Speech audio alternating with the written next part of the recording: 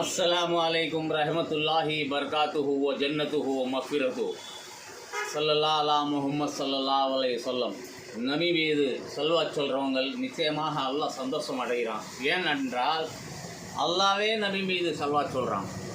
இறையோனும் இறை மலக்குகளும் ஓதுவார் சொல்லுவார் நபி மீது. நீங்கள் கேட்டிருப்பீங்க அந்த பாட்டு. அதனால் நம்ம கலாம் சொல்கிறதுனால 10 பாவங்கள் மன்னிக்கப்படுகிறது, 10 அந்தஸ்துகள் எல்லாம் உயர்த்துறான், 10 தர்ஜாக்கள் உயர்த்துறான், 10 நன்மைகள் எழுதுறான். இந்த மாதிரி பல சிறப்பு அம்சங்கள்லாம் இருக்குது ஒரு செல்வாத்தில்.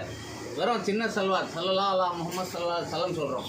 அதே பெரிய செல்வாத் இருந்தால் தருது இப்ராஹிம் இருக்குது, அல்லாஹும்ம ஸல்லி அலா முஹம்மதீன் நபியில் உம்மி வலா அலி சல்லிம் தஸ்லீமா. இதெல்லாம் பெரிய பெரிய செல்வாத். அப்போ ஸல்லல்லாஹு அலா முஹம்மது அப்படின்னா ஒரு ஸல்லல்லாஹு அலைஹி வஸல்லம் சொன்னால் 10 நன்மைகள் எழுதப்படுகிறது, 10 பாவங்கள்